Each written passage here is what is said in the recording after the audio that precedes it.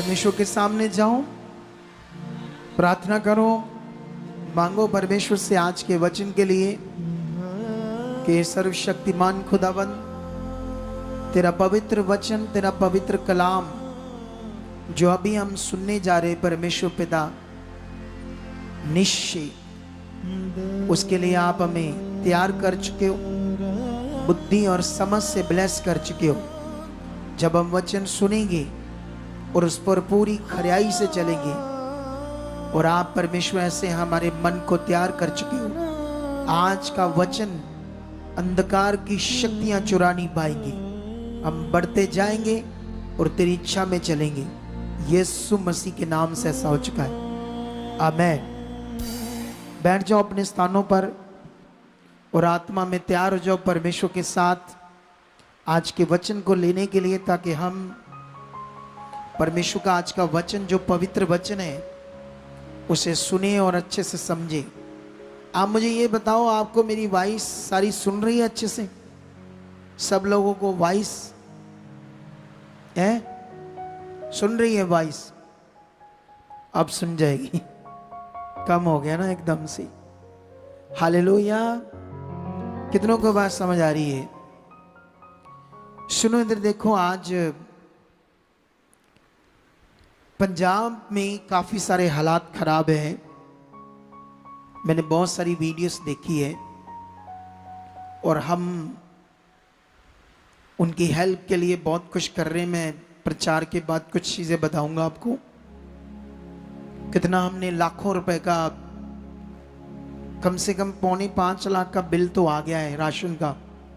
तो अभी ये छोटी सी शुरुआत है, ये बहुत बड़ा चाहिए, क्योंकि बहुत सारे फंसे हुए लोग, बहुत सारी कॉल्स आ रही लोगों की, जहाँ पानी है और पानी में डूबे हुए गांव हैं। तो वहाँ पर कुछ लोग गए, थोड़ी बहुत ही हेल्प हुई, अभी वो बेचारों के पास कुछ नहीं है।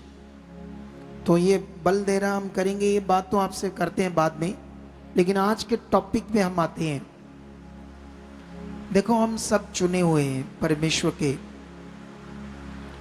तो जब हमें परमेश्वर ने चुना है तो हमें अब समझना है कि परमेश्वर के साथ जो हमारा रिश्ता है, या परमेश्वर के साथ जो हमारा चलना है, वो क्या है। हालेलुया। तो मुझे तो वॉइस समझ आ रही है अपनी। क्या आपको मेरी वॉइस अच्छे से सुन रही है? सबको सुन रही है ना? क्योंकि बीच में ये, क्योंकि जब हमने शेड डाला था उस समय वो शीट्स नहीं आई थी साउंड प्रूफ। अगर होगी तो बहुत महंगी होगी, या पता नहीं, मुश्किल होगा उसको लेना उस समय। लेकिन अभी तो आम हो गया है साउंड प्रूफ शीट। जैसे ये बारिश आ रही तो वो साउंड नहीं आना था नीचे, लेकिन अब एकदम से इसको उतार कर वो लगाना छोटा मोटा खर्चा नहीं है। लेकिन अभी परमेश्वर हमारे साथ है, ऐसे चलेगा। लेकिन एक दिन तो बहुत बड़ा होगा ये भवन, एसी भवन होगा, किसी चीज की कमी नहीं होगी। आप चेयर पर बैठोगे, सब कुछ अमेजिंग होगा, सोच से परे होगा, क्योंकि तुम्हें इतना अमीर कर देगा परमेश्वर, और तुम भी इतना बोगे परमेश्वर के लिए, इतनी बरकत देगा तुम्हें परमेश्वर। ठीक है, लेकिन हम स्टार्ट करते हैं एक वचन से, यशाया की बुक में जाकर यहां से 62 का एक वचन पढ़ते हैं हम लोग, परमेश्वर के पवित्र वचन को। 62 62 का 1 से लेकर 4 तक पढ़ते हैं। क्या लिखा? सियोन के निमित्त मैं चुप ना रहूंगा, और यरूशलेम के निमित्त मैं चैन ना लूंगा, जब तक कि उसकी धार्मिकता प्रकाश के समान और उसका उद्धार जलती हुई मशाल के समान दिखाई ना दे। तब जाति जाति के लोग तेरा धर्म और सब राजा तेरी महिमा देखेंगे, और तेरा एक नया नाम रखा जाएगा जो यहोवा के मुख से निकलेगा। इन वचनों में बहुत पावर है और ये वचन जीवित है। हालेलुया। एक बंदा चुना गया और चुने जाने बाद वो दूसरी जातियों के लिए अगर गवाह नहीं है अच्छे जीवन का, नए जन्म का और प्रॉस्पेरिटी के जीवन का, खुशहाल जीवन का, तो फिर समझना पड़ेगा उस बंदे के पास या तो बुद्धि नहीं है, जहां उसने अपना रिश्ता परमेश्वर से नहीं बनाया, या वो आ रहा है बस जा रहा है। उसको जो एक जैसे ये बात हो रही है यहां पर, परमेश्वर बात कर रहे हैं, मैं सियोन के निमित्त चुप नहीं रहूंगा और ना मैं यरूशलेम के विषय में चैन करूंगा। ये वचन क्या सिर्फ सियोन के लिए या यरूशलेम के लिए, मतलब परमेश्वर के वो लोग जो सबसे पहले चुनेंगे, जिन्हें हम इजराइली कहते हैं, क्या वचन ये उनके लिए या हमारे लिए भी है? ये समझना बड़ा जरूरी है।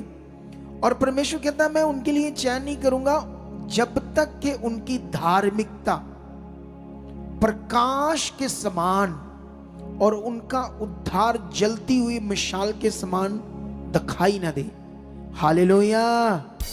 परमेश्वर की ये इच्छा है, वो चाहता है तुम्हारी धार्मिकता संसार में, दुनिया के सामने एक प्रकाश के रूप में, और तुम्हारा जो उद्धार है, साल्वेशन है, छुटकारा है, वो जलती हुई मिसाल के समान दिखाई दे। कहता मैं तब तक चुप नहीं रहूंगा, तब तक चैन नहीं करूंगा जब तक ऐसा ना हो तुम्हारी जिंदगी में। कितनों को बात समझ आ रही है? ये खुदा का वचन है।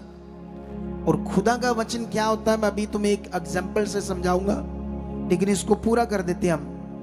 2 में लिखा, जब जाति जाति के लोग तेरा धर्म और सब राजा तेरी महिमा देखेंगे और तेरा एक नया नाम रखा जाएगा, यहोवा के मुख से निकलेगा। 3 में लिखा, तू यहोवा के हाथ में एक शोभायमान मुकुट और अपने परमेश्वर की हथेली में राजमुकुट ठहरेगी।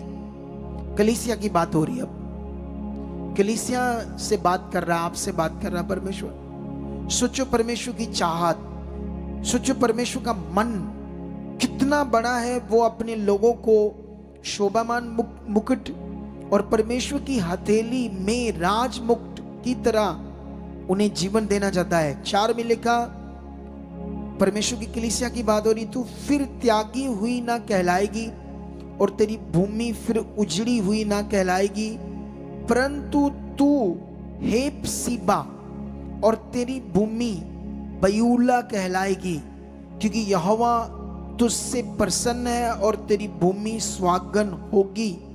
ये जो 2 शब्द हैं हेप्सीबा, परमेश्वर ने यहां एक एग्जाम्पल दी खेती को लेकर, भूमि को लेकर, जमीन को लेकर हमारे लिए। इसे बोलते हैं फिगरेटिवली वर्ड, इसे बोलते हैं वाक्यालंकार वचन, जो चीजों को लेकर हमारे लिए बात करता है परमेश्वर। यहां परमेश्वर भूमि को लेकर हमसे बात कर रहा है वाक्यालंकार में। लेकिन यहां पर परमेश्वर कहता है तुम लोग त्यागे हुए नहीं होंगे, ना उजड़े हुए कहलाओगे, परंतु तू तो हेप्सीबा और बयूला।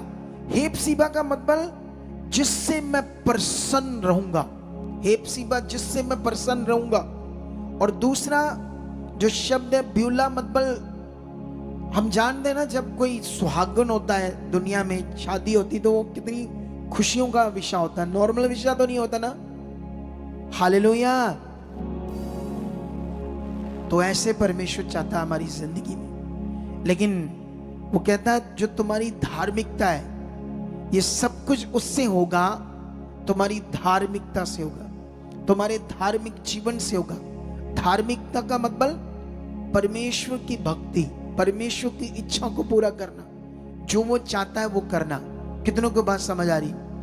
लेकिन यहां पर एक और वचन पढ़ते हैं हम मत्ती में। इसी वचन के साथ एक वचन और रिलेट करता है सेम, जो यीशु मसीह ने उस समय के कलीसिया को दिया। ये वचन इसे पढ़ते हैं हम लोग, ठीक है? ये 5:20 है। ऐसे लिखा, क्योंकि मैं तुमसे सच कहता हूं। यीशु मसीह चेलों से भी बात कर रहे हैं और उस समय के लोगों से भी। क्योंकि मैं तुमसे सच कहता हूं, यदि तुम्हारी धार्मिकता शास्त्रियों और फरीसियों की धार्मिकता से बढ़कर ना हो तो तुम स्वर्ग के राज्य में कभी प्रवेश नहीं कर पाओगे। तो यहां अब जो बात हो रही है वो वचन की हो रही है। अगर आप सामने देखोगे एकदम से बाइबल को छोड़ दो और सुनने में कान खड़े करो। जैसे टीवी देखते हैं ना लोग, शारीरिक फिल्म देखते हैं, कैसे देखते हैं? मुंह नीचा करके या आंख फाड़ फाड़ के सामने ऐसे मुंह करके सामने की ओर, उस तरफ कान खड़े करो और एकदम से वचनों को सुनने के लिए ध्यान दो, क्योंकि वचन जीवन है तुम्हारे लिए। एक एग्जाम्पल देता हूं यहां इस वचन के बाद आपको मैं। सुनो, अगर आपको कोई बताए, आपके लिए, किसी बहन के लिए, भाई के लिए, कोई आपको आकर बताए कि वो फलाना तुम्हारा रिश्तेदार तुम्हें गालियां दे रहा था, तुम्हारी बुराई कर रहा था और बोल रहा था तुम झूठे हो, हमारे पैसे मार लिए, ये कर लिया, एक दिन हमारे टुकड़ों पर पलते थे, आज इनके पास 2 पैसे के आगे ये है वो है, बड़ी गालियां दे रहा था। आपको कोई ऐसे बताए, आपकी कोई बात कि यहां आपके बारे में बताए कि तुम बड़े गलत हो, जब आपने सुना आप क्या करोगे? आपका मन खराब होगा या नहीं होगा? बोलो, होगा या नहीं होगा? तो आप रात भी तुम्हारे दिमाग में वो बातें चलेगी कि मैं उससे मिलूंगा, मैं पूछूंगा उससे कि कब मैंने तेरा लॉस किया, क्यों गालियां दे रहा है, क्यों हमारी बेइज्जती कर रहा है, क्यों हमारे लोगों के बीच में हमारा नाम खराब कर रहा है। ठीक है, जब ये आप बात सुनोगे, वो जो बातें आई तुम्हारे पास, उससे तुम चैन कर पाओगे? चैन आएगा तुम्हें? नहीं आएगा ना। जानते क्यों? क्योंकि तुमने उसे ले लिया, जो बात तुमने सुनी उसको ग्रहण कर लिया। जिस बंदे ने बताया, पता नहीं सच थी उसने जिसकी बात की, उसने कहा या नहीं कहा, लेकिन तुमने विश्वास से उन बातों को ले लिया। और जब ले लिया तो वो नेगेटिव बातें हैं, शरीर की बातें, उसका तुम्हारे जीवन पर कितना असर हुआ, कितना तुम्हारा मन में चल रही है, कितना तुम्हें बेचैनी हो रही है, कितना तुम्हारे अंदर गुस्सा आ रहा, मन खराब हो रहा है, क्योंकि तुमने उन बातों को ग्रहण कर लिया। सोच कर देखो, नेगेटिव बातें तुम्हारे ऊपर असर डाल रही है, तो ये जीवित वचन जब तुम ग्रहण करोगे, ये कितना असर करेगा। ये जीवित वचन है, इसे लेकर देखो। कुछ लोग बस ऐसे होते हैं,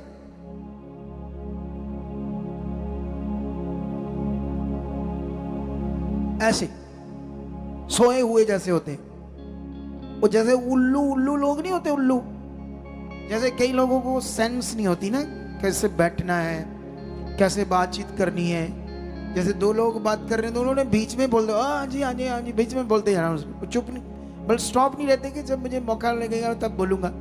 कई लोगों को इतने पास सेंस नहीं होती, जैसे उल्लू टाइप के लोग। प्रॉब्लम बस यही है, उल्लू दिमाग है, उल्लू समझ है, आम दिमाग है, ध्यान नहीं है। यहां कोई विषय नहीं है कि पढ़ा लिखा हो तब होगा। ये तो वचन है, सिंपल बातें। ऐसा नहीं कि इनमें कोई मैथमेटिक्स से वो बड़ा क्वेश्चन दे दिया तो मुझसे सॉल्व नहीं होगा, या तो ये इतना बड़ा इंग्लिश का या इटालियन का या वो जर्मन का, जर्मनी का, या वो जर्मनी की लैंग्वेज को क्या बोलते हैं, डच। ये डच है तो मेरे लिए तो इम्पॉसिबल है, ऐसा तो कुछ है ही नहीं। जो तुम्हें समझाया जा रहा है ये तुम समझ सकते हो आसानी से, लेकिन दिमाग, ध्यान चाहिए, बस मन चाहिए, बस सिंपल बात है, ध्यान मन चाहिए, सब कुछ हो जाएगा। कितनों को बात समझ आ रही? अब सोच कर देखो, अगर उन बातों का असर हो गया तुम्हारी जिंदगी के ऊपर, तो इन जीवित वचनों के अंदर जो पावर है, अगर तुमने इसे ग्रहण किया, तुमने लिया इसे, तो देखना ये वचन कैसे तुम्हारी जिंदगी में काम करेंगे और कैसे तुम्हें फलवंत करेंगे। हालेलुया। लेकिन कुछ लोग बस सुन रहे हैं, आ रहे हैं, जा रहे हैं, बस ऐसे होते हैं, फोकस नहीं उस बात पर मैंने क्या सुना है, परमेश्वर क्या बात, कितना बड़ा वचन परमेश्वर ने जो यशाया के द्वारा दिया। मैं चुप नहीं रहूंगा, मैं चैन नहीं करूंगा जब तक मेरे लोगों की धार्मिकता प्रकाश की तरह चमकेगी नहीं। उनका उद्धार एक मिसाल की तरह दिखाई ना दे, चमकता हुआ, जलता हुआ। ऐसे होने चाहिए मेरे लोग, ज्योति के समान, एक जलते दीपक के समान ऐसे रोशनी करने वाले होने चाहिए। ऐसे परमेश्वर की चाहत। वो कहता है जब तक तुम्हारी धार्मिकता फरीसियों और शास्त्रियों की तरह नहीं है। फरीसी और शास्त्री क्या थे? नियम में बड़े स्ट्रिक्ट थे, रीति रिवाजों में। भले ही उन्होंने परमेश्वर के अनुग्रह को ठुकरा दिया, लेकिन जिस तरह से उन्होंने कानून अपनी जिंदगी में बांधा हुआ था, अपनी व्यवस्था में पूरा करने के लिए, वो काबिल तारीफ था। इसीलिए यीशु ने ऐसा कहा। और जो परमेश्वर के लोग थे जिन्होंने अनुग्रह को जाना, वो बड़े आगे पीछे थे, बड़े ढीले डाले थे बड़ी चीजों में। कोई लोग इधर जाते ना सुसु करने, पहले सुसु करते हैं, फिर वो कंटीन पर जाते हैं, फिर धीरे धीरे अंदर आते हैं। ये ढीले डाले लोग हैं। ये ऐसे ढीले डाले कुछ लोग होते हैं जो बेचारे, मुझे तरस जाता है ऐसे लोगों पर, सच्ची। मैं कभी कभी बैठे बैठे भी ऐसे लोगों के बारे सोचता हूं और मुझे तरस आता है। फिर मैं कहता परमेश्वर खोल इनका मन, इन्हें समझ दे, ये सही चीजें करें ताकि इनकी जिंदगी चमके। हालेलुया।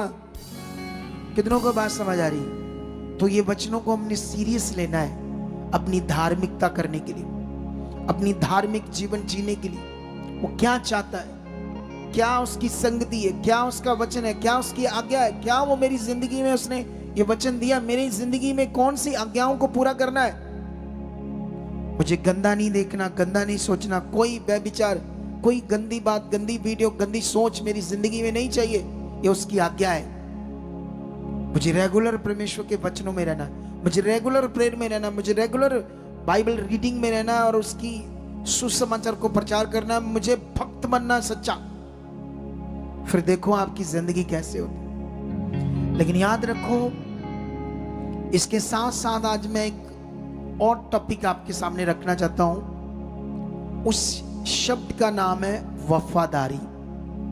वफादारी के ऊपर आज मैं एक टॉपिक तुम्हारे दिमाग में सेट करना चाहता हूं। आई होप अगर तुमने इसे पकड़ लिया तो फिर देखना एक दिन तुम जबरदस्त गवाही के साथ आओगे।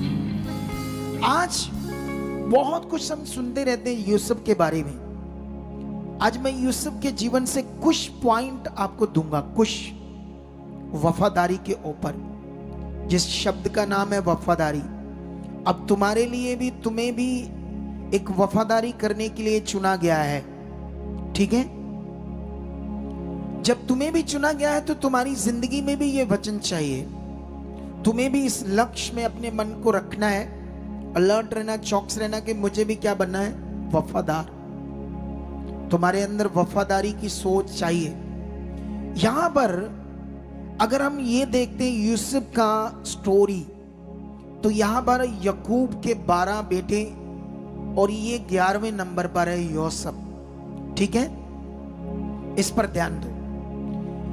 लेकिन 12 में से इस 11वें को, जो 11वें नंबर में पैदा हुआ था, उससे बड़े 10 और थे।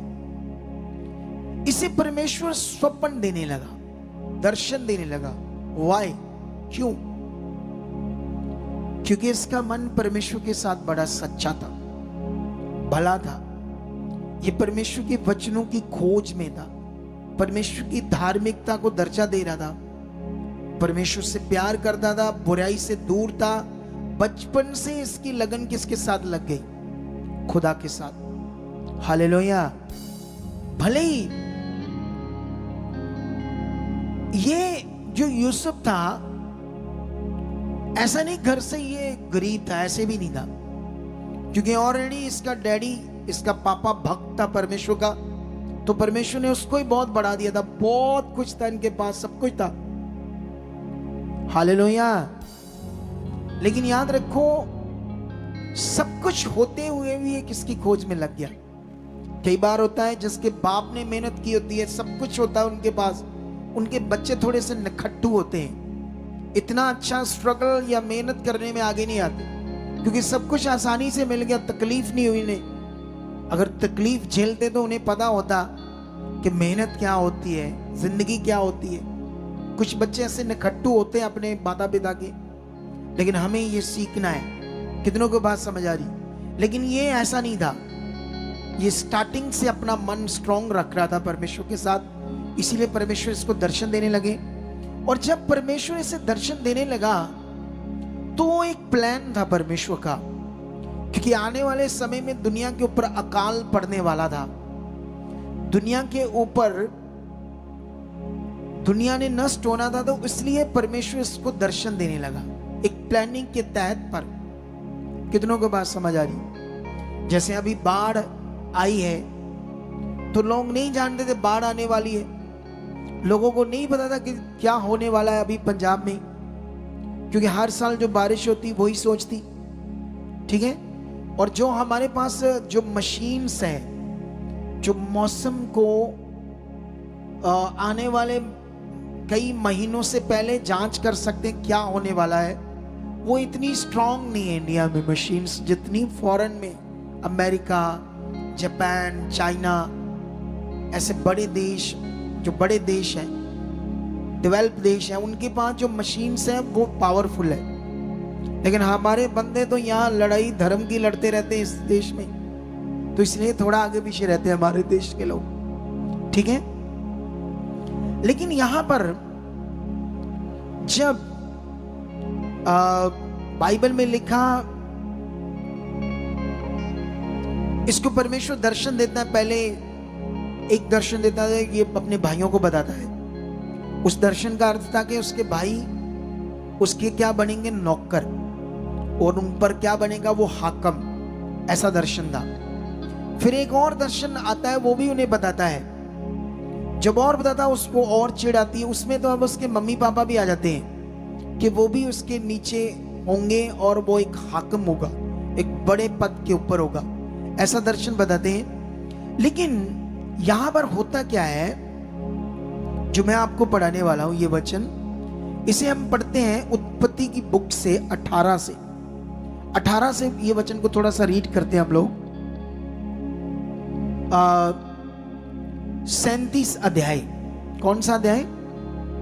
यहां पर लिखा, जो ही उन्होंने यूसुफ को दूर से आते देखा तो उसके निकट आने से पहले ही उसे मार डालने का षड्यंत्र रचा। किसने? उसके 10 भाइयों ने। और वह आपस में कहने लगे, देखो वह स्वप्न देखने वाला आ रहा है, इसलिए आओ हम उसको घात करके किसी गड्ढे में डाल दें और ये कह देंगे कि कोई बनेला पशु उसको खा गया है। फिर हम देखेंगे कि उसके स्वप्नों का क्या फल होगा। ये सुन के रूबेन ने उसको उनके हाथ से बचाने के लिए विचार से कहा, हम उसको प्राण से तो ना मारे। फिर रूबेन ने उससे कहा, लहू मत बहाओ, उसको जंगल के इस गड्ढे में डाल दो और उस पर हाथ मत उठाओ। वह उसको उनके हाथ से छुड़ाकर पिता के पास पहुंचाना चाहता था। इसलिए ऐसा हुआ कि जब यूसुफ अपने भाइयों के पास पहुंचा तब उन्होंने उसका रंग बिरंगा अंगरखा जिसे वह पहने हुए था उतार लिया और यूसुफ को उठाकर गड्ढे में डाल दिया, और वह गड्ढा सूखा था और उसमें कुछ जल न था। हालेलुया। अगर इस पूरी स्टोरी को पढ़ोगे आप लोग तो ये यूसुफ के साथ उसके भाइयों ने किया, सोचो यूसुफ के ऊपर क्या बीती होगी जब उसके अपने भाई उसे खत्म करना चाहते हैं, उसे मार डालना चाहते हैं। सिर्फ क्यों? क्योंकि जो उसे स्वप्न आ रहे थे, दर्शन आ रहे थे, उनके अकॉर्डिंग वो उन पर हाकिम बनेगा, बड़े पद पर बनेगा। और उन्होंने कहा कि इसे हम मार देंगे तो अब इसके फलों का, इसके स्वप्नों का फल क्या होगा। अब ये जो भाई हैं ये किसके गुलाम हैं? दुष्ट के। पाप की गुलामी किसकी गुलामी है? दुष्ट की। इसीलिए लोग आज जानवरों की पूजा कर रहे हैं, पत्थर, मटीरियलिस्ट चीजों की, क्योंकि गुलाम है ना नेगेटिविटी के। उन्हें समझ नहीं आती, समझाओ तो बुद्धि बंद है। लेकिन तुम्हारी बुद्धि खुल गई है, तुम बचाए गए हो, शुक्र करो खुदा का। तुम्हारा मन खुला है, तुम नाश नहीं होंगे। तुम ये गवाहियां प्रूफ है जिंदा खुदा का वो है। एक टीबी बिना ट्रीटमेंट से हमारी प्रार्थना से शांति से खत्म होती है।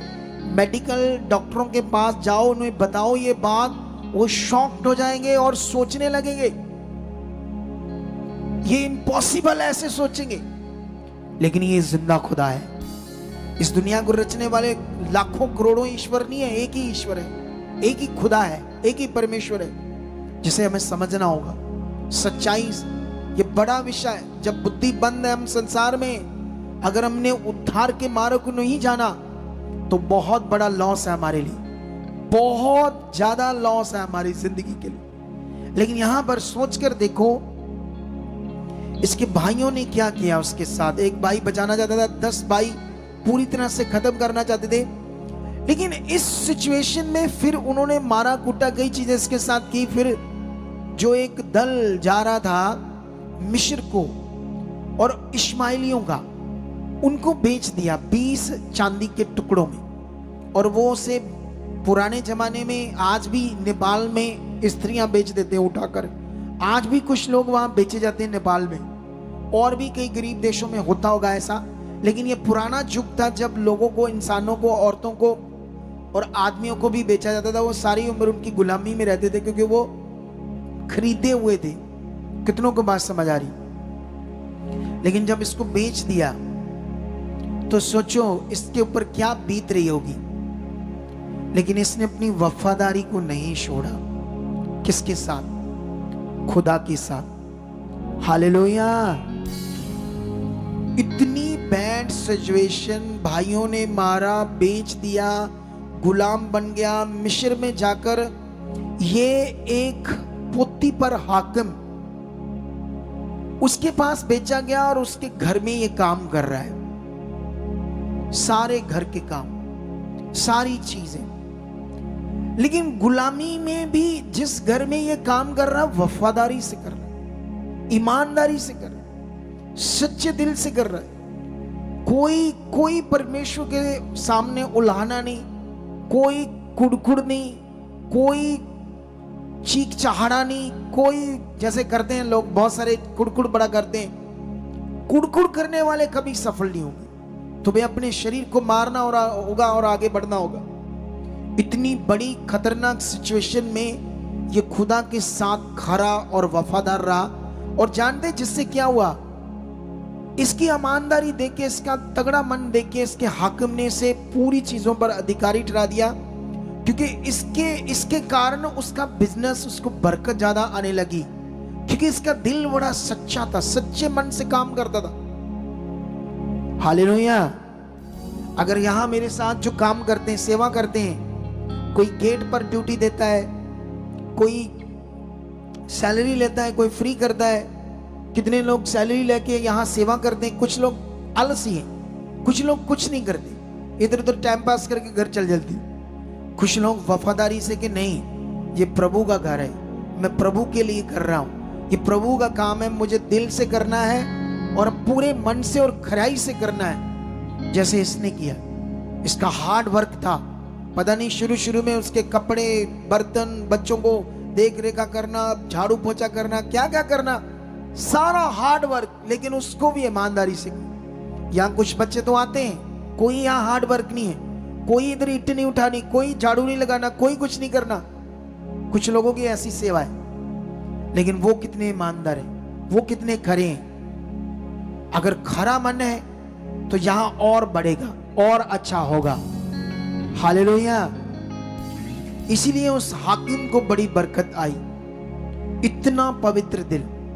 लेकिन जब शैतान ने देखा कि ये तो इसका खुदा का प्लान इसकी जिंदगी में पूरा हो जाएगा, ये तो निश्चय परमेश्वर की इच्छा को पूरी कर देगा, जिस तरह से ये लगा है, किसी तरह से मन नहीं खराब करा, किसी हालात में आगे पीछे नहीं, खराई से बना हुआ खुदा के साथ। कोई कंप्लेंट नहीं, कोई रोना नहीं, कोई चीखना नहीं, कोई झगड़ा नहीं, कोई क्लेश नहीं। अगर यीशु मसीह में चलने वाले शादीशुदा होते हैं, जब झगड़ा क्लेश करते हैं, पंजाबी च कहते दुर फुटे मुंह, एहो जे लोका दा। पंजाबी का एक शब्द है, अगर यीशु मसीह में चलने वाले शादी लड़के लड़कियां शादी के बाद ये ड्रामा शुरू कर देते हैं तो वो शब्द उनके लिए, फिर खुदा के हम लोग नहीं है, पवित्र लोग नहीं है। कितनों को बात समझ आ रही? हालेलुया! कितनों को बात समझ आ रही है? हम कौन लोग हैं? हम पवित्र लोग हैं। लेकिन यहां पर शैतान ने क्या किया, जो क्योंकि बाइबल में लिखा, अगर मैं इसका 39 से 7 से लेकर कुछ आयत्स पढ़ता हूं आपके लिए, 13 तक पढ़ता हूं, इसे ध्यान से सुनना क्या लिखा है। 39 का 7 से अगर पढ़ते हैं, उससे पहले थोड़ा सा बीच में 3-4 शब्द वो भी पढ़ते थे। यूसुफ सुंदर और रूपवान था, क्योंकि जब हम परमेश्वर के साथ चलते तो परमेश्वर और ग्रेस देता है और हमारी बॉडी सब कुछ सेहतमंद, हमारे ऊपर ग्लोरी रहती है, चेहरे पर ग्लो रहता है परमेश्वर की उस पावर से, पवित्रताई से। लेकिन यहां पर लिखा, इन बातों के पश्चात ऐसा हुआ कि उसके स्वामी की पत्नी ने यूसुफ की ओर आंख लगाई और कहा, यह शैतान का काम स्टार्ट हो गया है, यह शैतान का प्लान है, क्योंकि वो गुलाम है किसकी? शैतान की, पाप के कारण। अब शैतान उसे यूज करना चाहता है, यूसुफ को गिराना चाहता है पाप में। लेकिन यहां पर लिखा, मेरे साथ सो। पर उसने अस्वीकार करते हुए अपने स्वामी की पत्नी से कहा, सुन, जो कुछ इस घर में है मेरे हाथ में है, और उसे मेरा स्वामी कुछ नहीं जानता। स्वामी को नहीं पता कितना पैसा आ रहा, क्या हो रहा, क्या क्या चीजें हो रही है, सब कुछ उसके अधिकार में दे दिया, इतना खरा और वफादार है। अरे शारीरिक स्वामी के साथ भी, खुदा के साथ तो है ही 100%, लेकिन अपने काम करने वाले की प्रति भी कोई लालच, कोई बुराई, कोई गलत चीज नहीं उसके अंदर। कहता सब कुछ मेरे हाथ में है, सब कुछ मेरे अधिकार में है, और स्वामी मेरा कुछ नहीं जानता कि कितनी चीजें आ रही, कितनी जा रही, सब कुछ मेरे हाथ में। लेकिन यहां पर उसकी पत्नी को क्या कहता है वो, और उसने अपना सब कुछ मेरे हाथ में सौंप दिया, इस घर में मुझसे बड़ा कोई नहीं, और उसने तुझे छोड़, जो उसकी पत्नी है, मुझसे कुछ नहीं रख छोड़ा। मतलब मैं तुम्हारे घर में सबसे बड़ा मैं हूं, लेकिन तू बड़ी है मुझसे और मेरा स्वामी, इन तुम दोनों को, तुझे छोड़ सब कुछ मेरे हाथ में। ये उसको वो बात कहता है।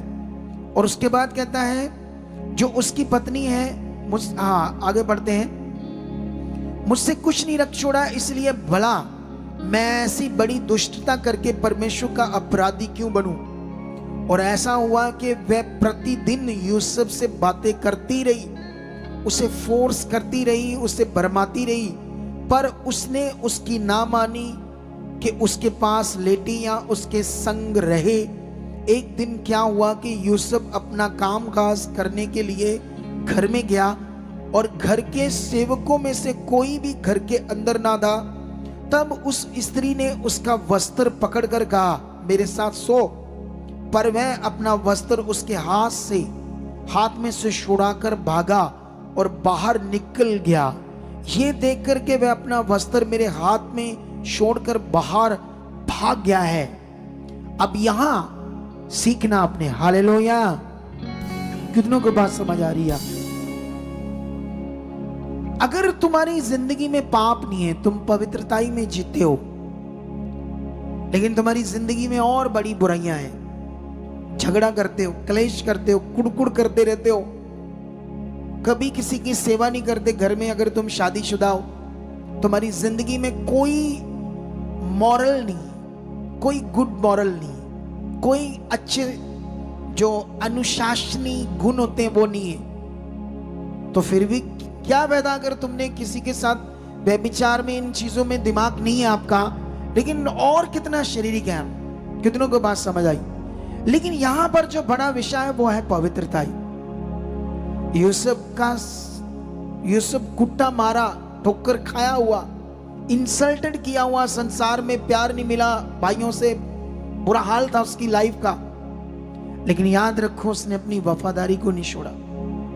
वो खरा और वफादार रहा उसके वचन को पूरा करने में। अगर उसकी औरत जब वो चाहता तो वो उसके साथ जब मिल जाएगी तो उसका पति भी कुछ नहीं कर सकता था, लेकिन उसने कहा नो, मैं क्यों दुष्टता करूंगा, कैसी खराई पाएगी। लेकिन उसके बाद क्या करती है, वो इल्जाम लगा देती है उस पर, किसने मेरे साथ मेरी इज्जत पर हाथ डालने की कोशिश की। और जब पूरी खबर मिलती है उसके पति को और पूरे शहर को, उसको पकड़ा जाता है, सजा होती है, जेल में जाता है, जेल में बंद हो जाता है। क्या उसने कुछ बुरा किया? क्या उसने गुनाह किया, पाप किया? पवित्रताई की सजा क्या मिली उसे? जेल। क्या जेल में जाकर वो कुड़कुड़ाया? क्या जेल में जाकर आज तो ऐसी दुनिया है, कोई ऐसा इनविटेशन आता, आने दो आने दो, बिना मतलब से गंदगी में अपने आप को झोंक देते हैं, बिना मतलब से। आज की दुनिया ऐसे बिना मतलब से अपनी जिंदगी को पाप में झोंकते हैं। इधर देखो ध्यान से, कितनों को बात समझ आ रही है? सुनने में ध्यान दो, जो सुन रहे हो उसमें ध्यान दो। हालेलुया। लेकिन ये कितना बड़ा विषय है उसकी जिंदगी में। सोचो जब वो जेल में होगा बंद, और जानते हो जेल में उसने क्या किया? जेल में भी जाकर परमेश्वर पर कोई कंप्लेंट नहीं की, कोई उलाहना नहीं दिया, कोई कुड़कुड़ नहीं की। वहां भी उसकी प्रेयर में, वहां भी उसके वचन को पूरा कर रहा। वहां जेल में भी जो काम मिलता कैदियों को, उसको भी इतनी खराई से किया, पवित्रताई से किया कि जेलर का भी मन बदला। उसने भी उसे कई चीजों पर अधिकारी ठहरा दिया। कहां? जेल में भी। ये देखो खराई का मोल कितना बड़ा होता है। और जानते हो इसके बदले में कितनी सिचुएशन थी उसके सामने, कितने हालात थे उसके सामने, लेकिन उसने अपनी वफादारी को नहीं छोड़ा। हालेलुया। आप जानते हो, मैंने एक बार, आज हम पवित्र लोग हैं, हमें अपने मसलों को सुलझाना है आत्मिकता से। अगर तुम्हारे घर में कोई क्लेश है, चीजें ऐसी चल रही है, तो शारीरिकता नहीं चाहिए, उसे देखना है कैसे हमें सॉल्व करना है, क्या करना है। क्योंकि हम खुदा के लोग हैं, हमने लोगों के लिए तमाशा नहीं बनना। हम संसारिक दुनिया नहीं है। संसारिक दुनिया में ऐसी चीजें होती है, नॉर्मल है, लोग कहते हैं, लेकिन खुदा के लोगों के लिए बातें होती है। आप देखना, यीशु मसीह का कोई बीमार होगा, लोग बातें करेंगे, तू को बीमार है, तू तो चर्च, तू भाई इधर जाना उधर जाना, गोड़े गोड़े तुम्हारे हाल बुरे, तुम्हें तो कोई नहीं कुछ कहता। ये बातें सिर्फ यीशु मसीह के लिए होंगी, सच्चाई के लिए होंगी। इसलिए तुम्हें मौका नहीं देना है कि जिससे खुदा के नाम को बेइज्जत होना पड़े तुम्हारे कारण। तुम्हें हमेशा खरे और वफादार बनना। कितनों को बात समझ आई? तुम्हें परमेश्वर ने यहां चुना, तुम मिनिस्ट्री में जुड़े, तुम्हारे काम हुए, बहुत हुए या कम हुए या अभी नहीं हुए, तुम खरे बनो, फिर देखना आपकी जिंदगी कैसे बनेगी। हालेलुया। मुझे याद है, मैं जब से चुना गया हूं आज तक मैंने पीछे मुड़कर नहीं देखा। मैं खुदा के साथ आज तक किसी चीज में आगे पीछे नहीं हुआ। मैंने पहला स्थान खुदा को दिया, उसके काम को दिया। सेकंड स्थान मैंने अपने घर में दिया, फैमिली को दिया। लेकिन पहला स्थान मैंने किसको दिया? परमेश्वर को दिया। कितनों को बात समझ आ रही है? लेकिन उसकी खराई ने, उसकी वफादारी ने, एक बेचा हुआ गुलाम एक शहर में बदनाम हुआ। और दोष क्या है? वहां पूरे नगरों में उसका बात चल गई होगी ना कि पोती पर हाकिम की पत्नी की इज्जत लूटने की कोशिश की इस इब्रानी बंदे ने। क्योंकि ये इब्रानी गिने जाते थे ना, इजराइली बंदे, इब्रानी। क्योंकि इब्रानी भाषा बोलते थे तो इब्रानी बंदे, पंजाबी भाषा बोलते तो पंजाबी बंदे, मराठी बोलते लोग तो मराठी। तो इसकी पूरा नाम उस नगर में, देश में फैल गया था। ऐसे बंदे पर कोई विश्वास करेगा? शारीरिक रूप में तो कोई नहीं करेगा, लेकिन परमेश्वर के सामने ये खरा था, वफादार था, इसने कोई गुनाह नहीं किया था।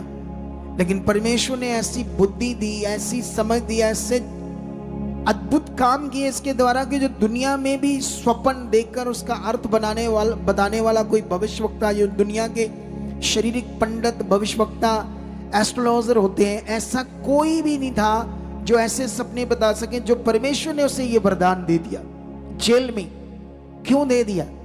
इसे बोलते हैं वफादारी के कारण, उस खराई के कारण। लेकिन उसके बाद पहले तो वहां पर 2 हाकिम बंद थे राजा के, उनके स्वप्न का अर्थ बताता है। उनमें से दोनों का फल पूरा होता है। एक को फांसी दी जाती है, लटकाया जाता है पेड़ के साथ। एक को वापस जो राजा है उसके हाथ में जो प्याला दिया जाता है दाख मधु का, उसका जो बड़ी जॉब होती है राजे के हाथ में प्याला देना, उसकी जॉब उसे वापस मिलती है। उसको बोलते पलाने हारा। एक पलाने हारा, एक पकाने हारा, 2 प्रधान थे। दोनों का स्वप्न ये बताता, अर्थ दोनों का पूरा होता है। एक टाइम में राजा को सपना आता है पूरी दुनिया में जब अकाल पड़ता था, लेकिन वो इस तरह से सपना परमेश्वर से देता है कि उसका अर्थ बताने वाला कोई नहीं था। पूरी दुनिया में ढूंढ लेते हैं, लेकिन जब यूसुफ की बात आती है तो यूसुफ उसका अर्थ बताता है। तो राजा तो उसके सामने जैसे गिरना होता है, पाँव में ऐसे हो जाता है। लेकिन वो कहता है यूसुफ को कि इसका हल कैसे होगा। वो उसको हल बताता है, ऐसे ऐसे करना पड़ेगा, 7 साल की ये चीजें करनी पड़ेगी, इस अकाल का हम सामना कर पाएंगे। तो ऐसा बंदा ढूंढो। तो वो कहता तेरे से ऊपर दुनिया में कौन होगा भाई, तेरे से ऊपर कौन होगा, मुझे छोड़, मैं राजा हूं, मुझे छोड़, मेरे पास सेकंड नंबर पर तू है, इस देश का प्रधानमंत्री, सारा देश मंत्री, हर चीज तेरे अधिकार में। हालेलुया। ये कैसे पॉसिबल हुआ? इसे बोलते खराई, इसे बोलते गुड कैरेक्टर। क्या तुम गुड कैरेक्टर में जीना चाहते हो? वफादार खराई। जब तुम्हें पता मैंने परमेश्वर के साथ चलना, जब तुम्हें पता परमेश्वर के बिना मेरा गुजारा नहीं, जब पता कोई और परमेश्वर नहीं है, जब तुम्हें परमेश्वर जो कहता वही करना चलना है, कभी आगे कभी पीछे, कभी अधूरा, कभी कर लिया, कभी आगे पीछे, ऐसा क्यों? फिर सही करो, अच्छे से करो। जब चलना ही परमेश्वर के साथ है तो फिर पूरा क्यों नहीं, अच्छे से क्यों नहीं? कितनों को बात समझ आ रही? हालेलुया। अरे जब पता ही है, जब चल ही रहे, तो फिर क्यों आगे पीछे चीजें करनी है? फिर दमदार तरीके से चले। दमदार तरीका जो हम सीख रहे हैं उसे पकड़े। मैं विश्वास करता हूं कि आज से तुम इस बात को पकड़कर चलोगे। मैं विश्वास करता हूं आज से तुम अपने जीवन में वफादारी शब्द को बड़ी अहमियत दोगे। अगर तुम इस मिनिस्ट्री के साथ हो, खुदा ने मुझे तुम्हारे ऊपर अगुआ ठहराया है, जैसे यूसुफ को, नबियों को, मैं इस मिनिस्ट्री के ऊपर एक अगुआ हूं। परमेश्वर ने मेरा अभिषेक किया अपने आत्मा के द्वारा करोड़ों लोगों को बचाने का, करोड़ों लोगों को उद्धार मिले। तुम मेरे साथ हो, मैं तुम्हारे ऊपर अगुआ हूं। जो मैं तुम्हें बताता हूं आत्मा के द्वारा, उसे वफादारी से करो, वफादारी से चलो, तुम्हारे घर स्वर्ग बन जाएगी। वफादारी से उन नियमों को पूरा करो जो तुम सुनते हो। कभी आगे मन, कभी पीछे मन, कभी आगे, कभी कुछ। शैतान को मौका देकर अपना नुकसान कर रहे हैं कुछ लोग। नुकसान नहीं करना, हमें आगे बढ़ना है। हालेलुया। आप जानते हो हमारी टीम कल राशन बांटने गई डेरा बाबा नानक। सुबह जाएगी गुरदासपुर और फिरोजपुर, 2 बड़े ट्रक, मतलब गाड़ियां भरकर जाएगी राशन की। ठीक है, सुनो ध्यान से। मैंने बहुत सारी वीडियो देखी, लोगों के जो घर है वो डूब गए, 2-2 मंजिल भी डूब गए, उनमें फर्नीचर था। जानते हैं इस फ्लड के बाद क्या होगा?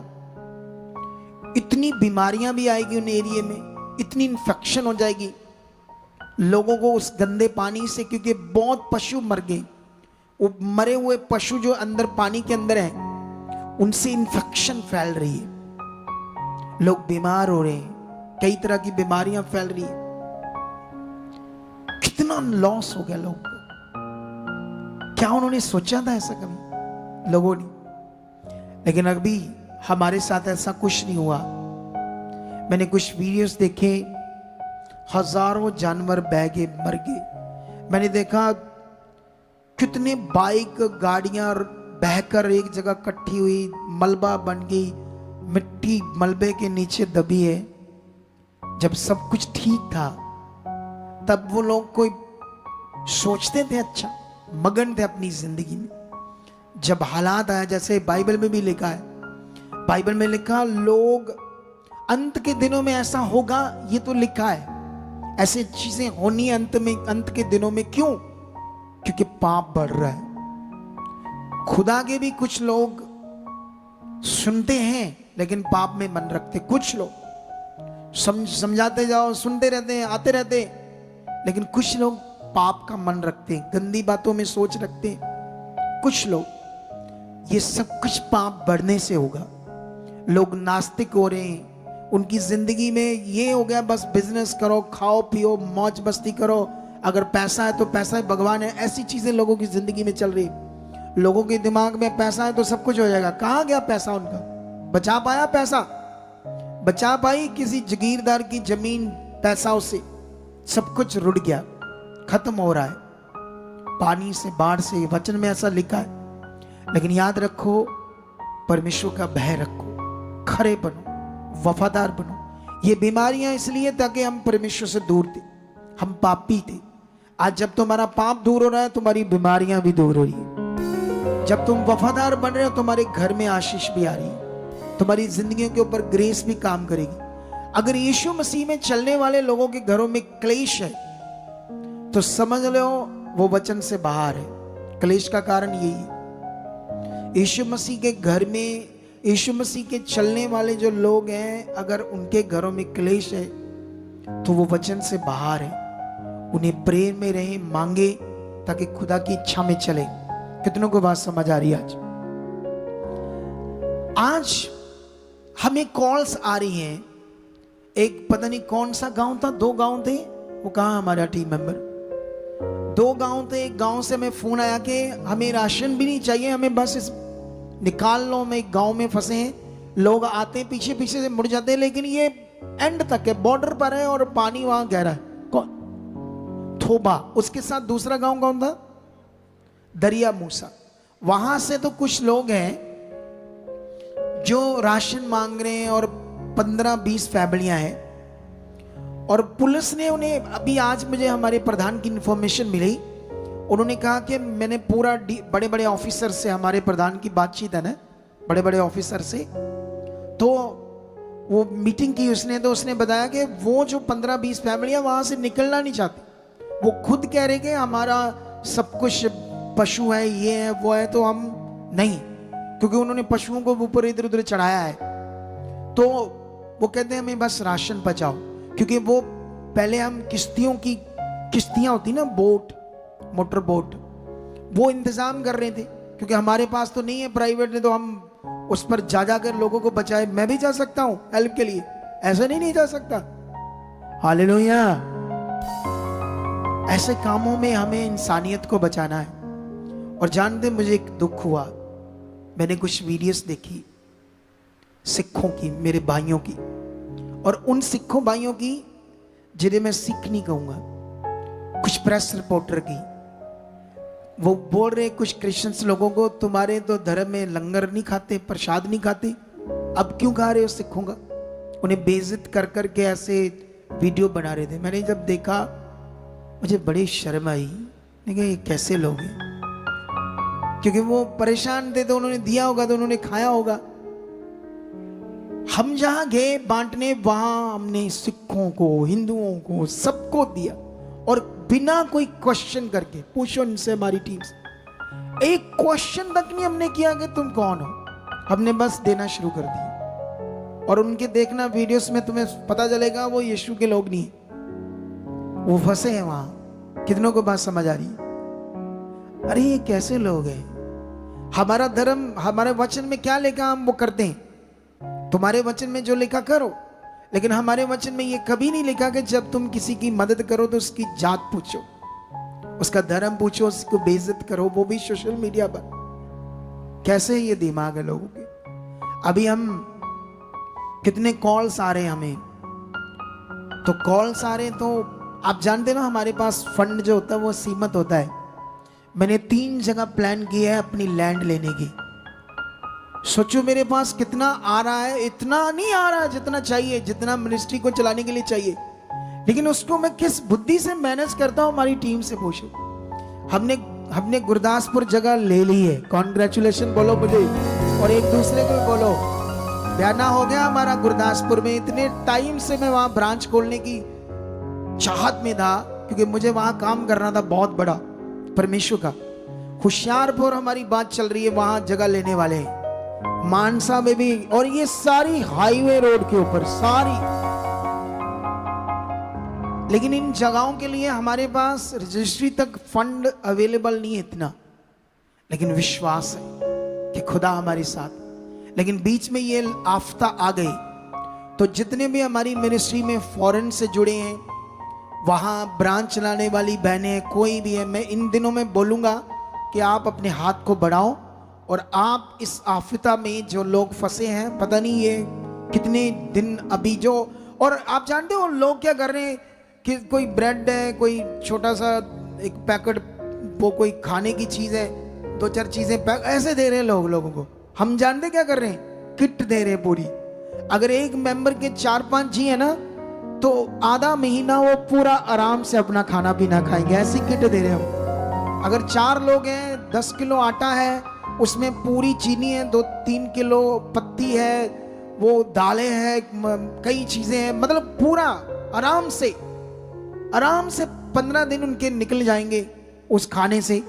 तो अभी कितना टाइम हम इसको सर्व कर पाए, कितनी लोगों को जरूरत होगी। मौसम तो खराब है, लेकिन मैं तो चाहूंगा कि जितने ऑनलाइन सुन रहे हैं वो अपने हाथ को बढ़ाएं, क्योंकि अगर हम खुद करते रहेंगे मिनिस्ट्री के फंड से, तो ये जो फंड है हमारे पास, ये हमने सोचा नहीं था इस आफ्ता में हमें जरूरत ऐसा कुछ करना हमने।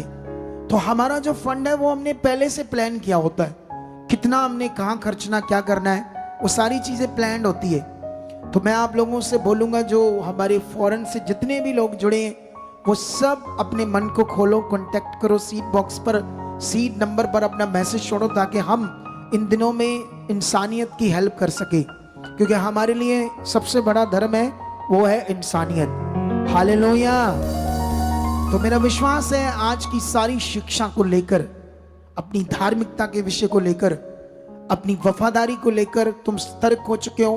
अपने गुड कैरेक्टर को जब चलना ही है तो फिर नॉर्मल क्यों, जब खुदा ने हमें चुन ही लिया तो फिर आगे पीछे क्यों, फिर कभी वचन पूरा कर लिया कभी ना कर लिया, ऐसा क्यों, फिर पूरा खराई से करें और इसके लिए अंगीकार करो। हालेलुया।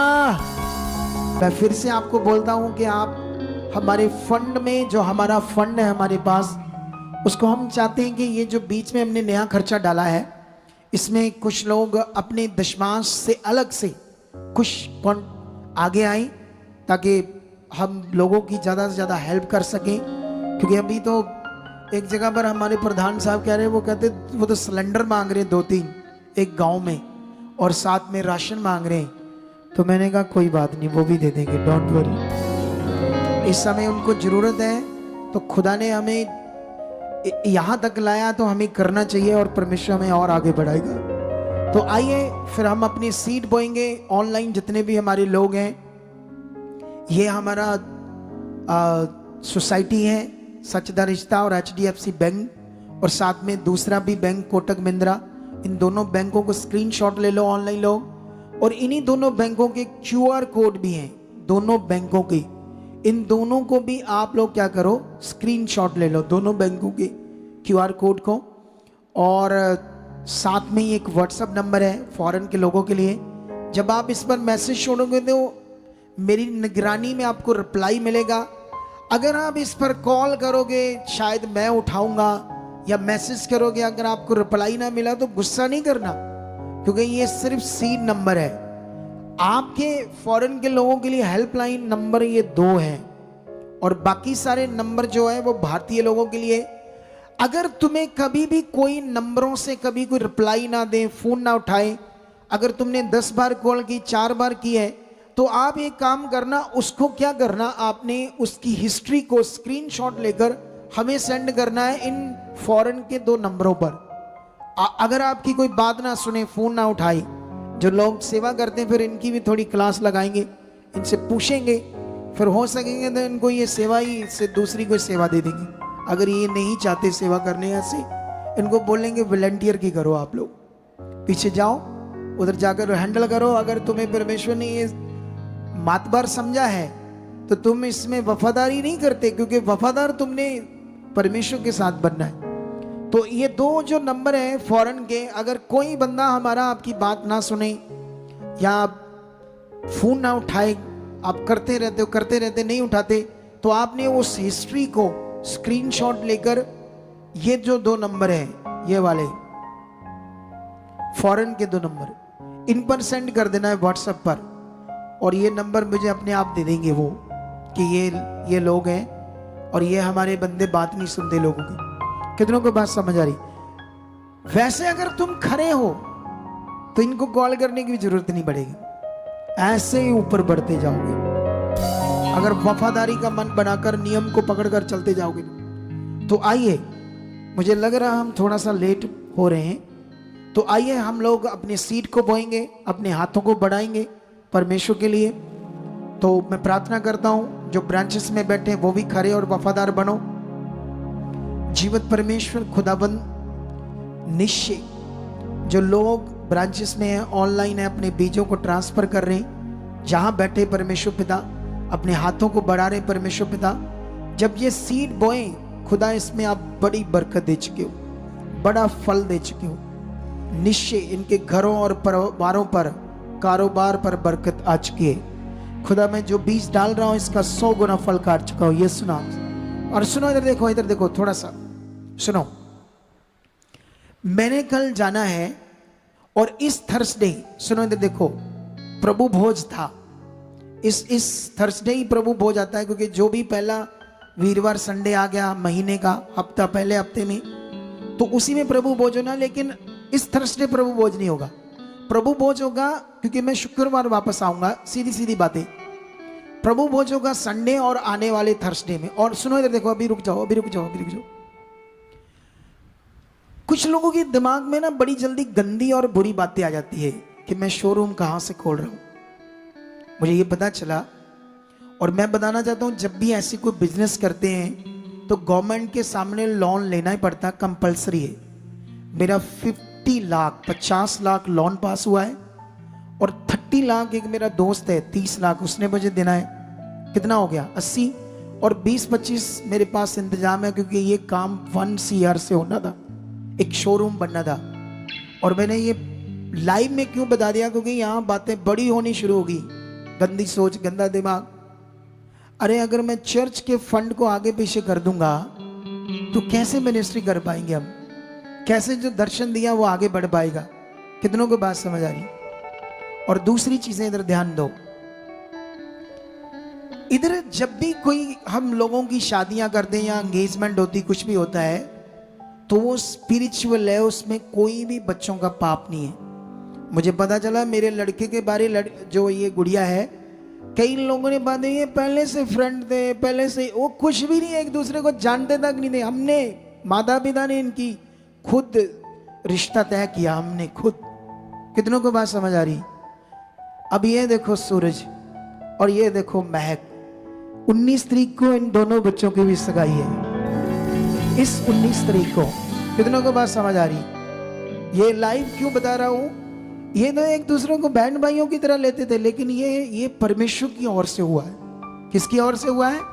ये सूरज और ये महक, जो इतने लंबे समय से इस मिनिस्ट्री के साथ इतनी खराई से चल रहे थे, और खुदा ने इनके लिए ये सोचा। ये दोनों परिवार इतने अच्छे हैं और ये इतने शरीफ है ना, दोनों बच्चे। वो तो जरा इतना सीधा साधा बंदा है ना, आप सोच ही नहीं सकते। दोनों ही बच्चे, तो इनके लिए किसने रास्ता खोला है? खुदा ने खोला है। इनके परिवार इतने खरे और वफादार हैं। तो ये वीडियोस आपको मिलेगी जब इनकी सगाई होगी, क्योंकि ये सगाई होने वाली एक संगति में, और वो संगति यहाँ नहीं होगी, कहीं और होगी। लेकिन यहाँ वो संगति होगी, उसमें मैं भी होऊंगा, खुदा की दासी भी होंगे।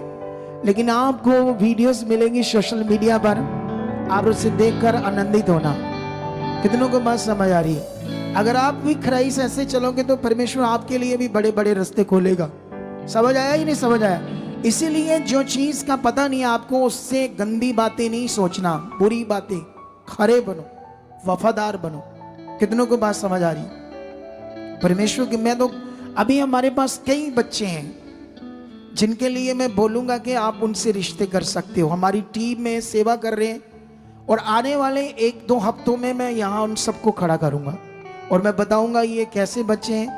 आप चूज कर सकते हो उनके लिए, अपने परिवार के लिए, अपने बेटों के लिए। वो लड़कियां हैं सारी, काफी है, 4-5 है, 5-6। तो मैं चाहूंगा कि उनके लिए स्पिरिचुअल लड़के वो चाहिए हमें, क्योंकि उनकी इच्छा है कि वो सेवा करें लॉन्ग टाइम परमेश्वर में बढ़े। कितनों को बात समझ आ रही है? तो खुदा ने करना है सारा कुछ हमारे लिए, तो आपने खरे बनना है, अपने हाथ को बढ़ाना है और अपने बीजों को खराई से, वफादारी से बोना है। और खास करके जो ऑनलाइन देख रहे हैं पूरे भारत से, अपने दशमांश को, क्योंकि ये मंथ चढ़ने वाला कल, तो लोग हर महीने अपने दशमांश को बोते हैं ना, पहली के बीच में 10-12 तारीख में। वो तो है, वो तो आपका फंड जो बना है, हमने सेटिंग की, उसको तो हमने उस सिस्टम से यूज करना, लेकिन हमें एक्स्ट्रा चाहिए। दशमांश के अलावा अलग से अपना मन खोलो। कितनों को बात समझ आइए? आइए, प्रार्थना हो चुकी है, हम 2-3 मिनट की वर्शिप करेंगे, उसमें अपना बीज बोएंगे। गाओ।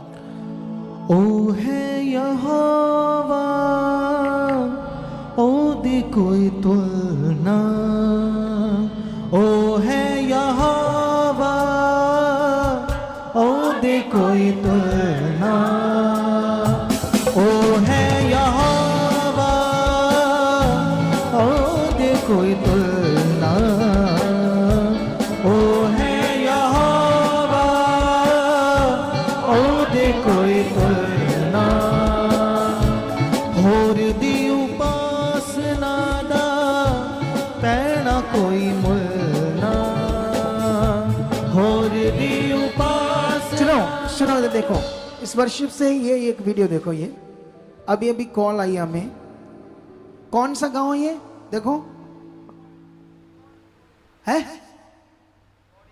बॉडी, अभी बताते हैं। ये देखो पूरा डूब गया गांव पानी से। और यहां कितनी 60 सिख फैमिलीज और कितनी दूसरी क्रिश्चियन, कितनी 70 क्रिश्चियन फैमिली यहां फंसी है और 60 सिख फैमिली। 130 फैमिलियों ने हमें कॉल करके राशन की डिमांड की है और हमारे पास 300 किट्स आ गई है जो उधर रख दी है, कुछ आने वाली है और हम इनमें से इनको भी भेजेंगे, क्योंकि इनको कम से कम 130 किट चाहिए। ये देखो गांव पूरा डूब गया है और ये जाएगा भी किश्ती से, मोटर बोट से जाएगा, ट्रैक्टर ट्राली से चला जाएगा। तो ये देख लो, इसीलिए हम बोल रहे हैं कि ऐसी हेल्प चाहिए लोगों को। तो आप अपने हाथ को बढ़ाओ जिनके पास है ना। कुछ लोग तो इतने ढीठ हैं, जितना मर्जी सुनते रहे, अपना दशमांश भी नहीं अच्छे से पाते, चाहे जॉब करते सरकारी। मैं इतना दे सकते हैं, हम लाख रुपए आता है महीने का, हम तो 3 तक कर सकते, बस हमारे अपने खर्चे। कुछ लोगों का ऐसा दिमाग है। लेकिन अगर खुलोगे, मैंने अपने बिजनेस का 50% बीज बोने का वादा किया खुदा के सामने, पता है ना आपको। तो जब ये बिजनेस, आप जानते नहीं कितना चलेगा, हम तो तहलका मचाने वाले हैं, क्योंकि इतना रिसर्च किया मैंने 5 साल से इस बिजनेस को, 5 साल से। और 5 साल बाद फाइनली इसका रिजल्ट आया खुदा के सामने प्रार्थना से, और ये 100% हिला देगा अमृतसर को। हमारे रेट्स, हमारी क्वालिटी, हमारे काम का तरीका और खुदा की जो बुद्धि है मेरे पास, उससे। तो आओ हम अपने सीड बोएंगे और उसके बाद मैं आपके लिए प्रार्थना करूंगा। हाँ गाओ। ओ है यहोवा, ओ दे कोई तुलना, ओ है। हमारे चर्च का पता है GT road Manawala, Delhi public school, new bypass, Tarn Taran road, Rajyawal chowk. आप अगर दूर से आ रहे हो या किसी दूसरी स्टेट से आ रहे हो तो आपको 2 या 3 दिन तक यहाँ चर्च में रुकना होगा, ताकि हम आपको वो बातें बता सकें जिससे आपका निश्चय छुटकारा होगा। ये हमारे हेल्पलाइन नंबर्स हैं। आप इन नंबर्स पर कांटेक्ट करके यहाँ चर्च में आ सकते हो, प्रार्थना करवा सकते हो। God bless you all.